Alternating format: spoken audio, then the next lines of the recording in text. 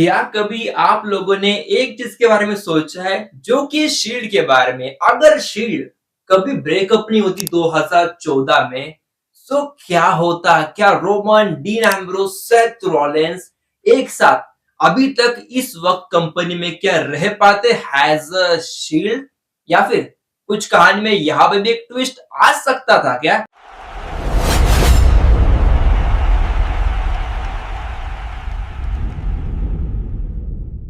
तो हमें बात करो एक ऐसी मल्टीवर्स की बात कर लेते, यानी अगर किसी और ग्रह पे, किसी और समय के ऊपर ये कहानी अगर चल रही होती तो क्या होता भाई? दोस्तों मेरे मन में एक कहानी वैसे आ चुकी है जहां पे फिर से बिट्रेल एंगल ही है भाई, बिट्रेल एंगल ही है।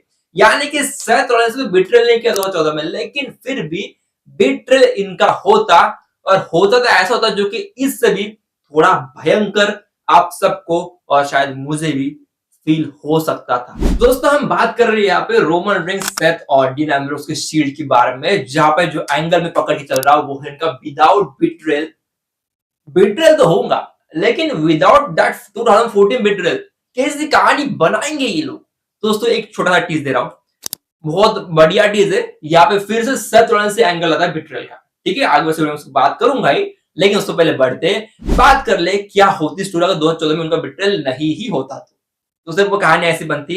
सेथ रॉलिंस में भी वो बनता एक मास्टरमाइंड, क्रिएटिव कंट्रोल लेता, रोमन रिंग्स बनता डब्ल्यूडब्ल्यूई का चैंपियन, और डीन एम्ब्रोस जो कि हमेशा से ही एक वाइल्ड कार्ड कैरेक्टर रहा है वो वही रहता। ये कहानी होती डब्ल्यूबी को उसके बाद, और ये तीनों साथ में मिलकर डोमिनेंस करते इस पूरे कंपनी को एक साथ मिलकर, और इनको कोई रोकने वाला था ही नहीं, और वो ऐसा कोई पैदा ही नहीं हुआ था अदर देन ऑथोरिटी के अलावा। लेकिन वो कहानियां, तो इस पूरे मामले में सेथ रॉलिंस को एक चीज थोड़ी खटकने लगती है, जो कि ये रोमन रिंग्स का डब्ल्यूडब्ल्यूई चैंपियन होना और एक लंबे समय के लिए होना, और उसके लिए हमेशा ही सीड एज अ बैकअप खड़ी रहती थी, एज अ चैंपियन की तरह। सो कहानी क्या थी कि शील्ड को वो चीज, और शील्ड की वो चीज सेथ को पसंद नहीं आ रही थी। तो यहां से एक नया एंगल तो खुलने ही वाला था बिट्रेल का। इसके बाद फिर से एंट्री होती ऑथोरिटी की इस पूरे स्टोरी लाइन में, जहां पे सेथ रॉलिंस छुप छुप के एक मीटिंग करते, और वहां पे एक ऑफर सेथ के लिए आता है रोमन रिंग्स का डब्ल्यूडब्ल्यूई चैंपियनशिप छीनना और खुद चैंपियन बन जाना। ये कहानी यहां से होती है शुरू, जिसके बारे में डीन एम्ब्रोस को चल गया था पता, और फिर डीन एम्ब्रोस सीधा पूछ रहा सेथ को कि ये चीज क्या सही है कि तूने बात किया है कि तू रोमन रिंग्स से उसको चैंपियनशिप लेने वाला, शील्ड को तू तोड़ने वाला है? तो इसके ऊपर फिलहाल तो सेथ ने जवाब ना दिया था, लेकिन ओवरऑल ये कहानी के ऊपर डीन एम्ब्रोस को भरोसा नहीं होता है। और फिर आता है वो एंगल जब रोमन रिंग्स को पता चल गया कि ये एंगल और ये कुछ प्लान चल रहा है सेथ के दिमाग में। फिर रोमन रेस करता है अपना एक प्लान, और जब रोमन, सेथ और डीन एम्ब्रोस होते रिंग के अंदर, तो रोमन ने अटैक कर दिया सेथ के ऊपर और उसको धोना कर दिया स्टार्ट। डीन एम्ब्रोस रोकने लगा, लेकिन रोमन रुकने से भी नहीं रुका, और उसके बाद यहां पे होता है officially the shield is dead. और अभी ये कहानी में ऐसा मोड़ था जब इनको ऑलरेडी बिट्रेल तो हो चुका है, जो कि सेथ के कारण शुरू तो हुआ था, लेकिन एंड होते होते रोमन रिंग्स ने ही बिट्रेल कर लिया था, और इसके बाद सेथ रॉलिंस और रोमन रिंग्स जानी दुश्मन बन गए, और यहाँ पे डीन एम्ब्रोस बीच में ही लटक गया, वो किसी की भी साइड नहीं ले रहा था इस पूरी चीज में।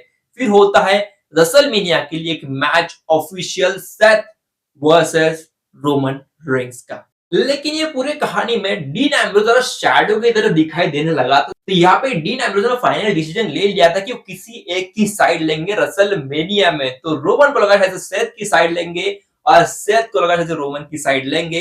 तो दोनों प्रिपेयर थे 2-on-1 के लिए, लेकिन यहाँ पे होता है कुछ और रेसलमेनिया में, जहां पे इन दोनों को भी धोने के लिए डीन एम्ब्रोस आ गया और दोनों को भी पेलने लगा और दोनों को भी मारने लगा था।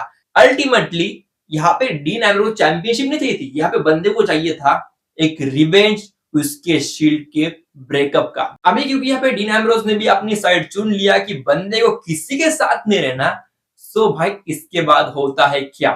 ट्रिपल थ्रेट अनाउंस होता है रोमन सेथ डीन एम्ब्रोज के बीच में। सेथ के पास स्ट्रैटेजी, रोमन के पास है पावर, और डीन एम्ब्रोज खोने के लिए तो कुछ था ही नहीं ना बंदे के पास। तो उस दिन की मैच होती है स्टार्ट, जहां पे बेसिकली ये पीएलई का वन ऑफ द बेस्ट और बिगेस्ट मैच होता है, जहां पे ये तीनों लड़ते, लेकिन अल्टीमेटली एक बंदा एंड में टॉप के ऊपर खड़ा रहता है। कौन था वो विनर? सो भाई दोस्तों, यहाँ पे जीत जाते हैं डीन एम्ब्रोज और बनते हैं डब्ल्यूडब्ल्यूई चैंपियन अगले फेस ऑफ द कंपनी के तौर पर। ऑब्वियस दोस्तों एंगल बहुत अलग है। रोमन रेक्स सेथ जो फिलहाल फेस है, उनको साइड लाइन करके डीन एम्ब्रोज बनते चैंपियन।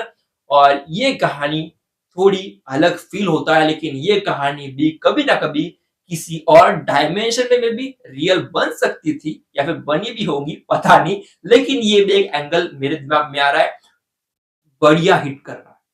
आई डोंट नो आपके सर क्या कहना है। क्या आपको इस राइवलरी के बारे में लगता है? क्या ये होना चाहिए, नहीं होना चाहिए?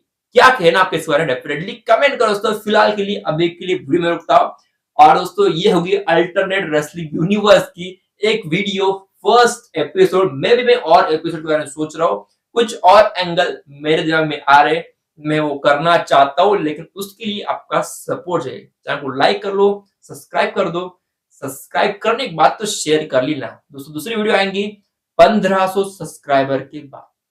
लंबा टारगेट है, 300 सब्सक्राइबर और लगेंगे दोस्तों। उसके लिए डेफिनेटली टारगेट ज्यादा लंबा तो वैसे नहीं, बस 300 लोग है, 300 लोग कर लो, हो जाएंगी अगली वीडियो। और शायद वो ऐसी वीडियो होंगी जिसके बारे में आपने सोचा भी नहीं होगा, कभी नहीं सोचा होगा वैसी कुछ वीडियो बनने वाली। उसके लिए स्टे ट्यून्ड, चैनल को लाइक सब्सक्राइब, मिलते हैं कल। Till then bye.